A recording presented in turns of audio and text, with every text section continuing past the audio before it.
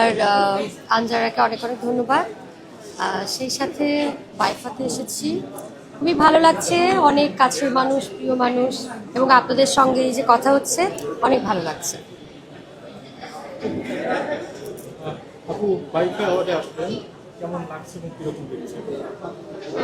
বাইফা অ্যাওয়ার্ডে আমি this my first time. আর আমি সবসময় বলি যে যে কোনো অ্যাওয়ার্ড অনুষ্ঠান মানেই তারাদের মেলা, এবং আমরা আসলে এই ধরনের অনুষ্ঠান না হলে সবার সাথে আমাদের দেখা খুব কম হয়। কারণ আমরা পারফর্ম করলে হয়তো বা কলিগদেরকে দেখি মাঝে মাঝে একজন দুজন, কিন্তু সব তারার মেলায় তারাদেরকে দেখি, খুব ভালো লাগে। সাথে জার্নালিস্ট ভাই বোনরা তো আছেনই, খুবই ভালো লাগে।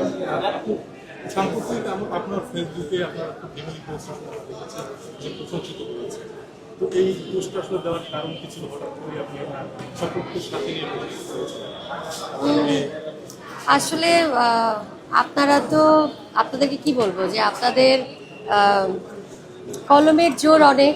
তারপরে এখন তো অনলাইন প্ল্যাটফর্মস, কি বলবো, অনেক অনেক কিছু আসলে খুব সহজে উঠাতেও পারেন, খুব সহজে নামাতেও পারেন। সো আমি আসলে খুব একটা গসিপিং পছন্দ করি না। যখন একটু কাজ থেকে একটু দূরে থাকি, আমি আমার বাচ্চাদেরকে টাইম দিতে পছন্দ করি। তো আমার বড় কন্যা অনেক বছর পরে আমার কাছে এসেছে আপনাদের দোয়া ভালোবাসায়, এবং তার বাবার পারমিশনেই এসেছে। তো সব কিছু মিলিয়ে ফ্যামিলি নিয়ে খুব ভালো আছে, আলহামদুলিল্লাহ। লালন কন্যা বলা হয়, তো এই যে সাম্প্রতিক সময় আমরা দেখতে পেয়েছি বাউলদের উপর একটা আগ্রাসন হয়েছে, আসলে এটা নিয়ে আপনার অভিমত জানতে চাই। আমার মনে হয় আজকে একটা সুন্দর প্রোগ্রামে আছি, আমরা একটু কষ্ট বা একটু অন্যান্য কথাগুলোকে একটু আপডেট করে দেন প্লিজ। আপনার মা দিবস আপনি নিজেও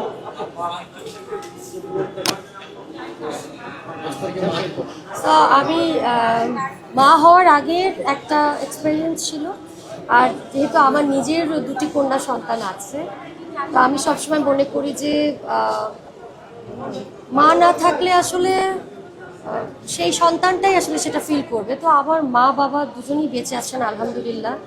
আর আমি নিজেও একজন যেহেতু মা, সন্তানরা দূরে থাকা বা একটা কাজে যাওয়ার আগে মায়ের যে প্রার্থনা থাকে রবের দরবারে, এটা শুধু মাই জানে।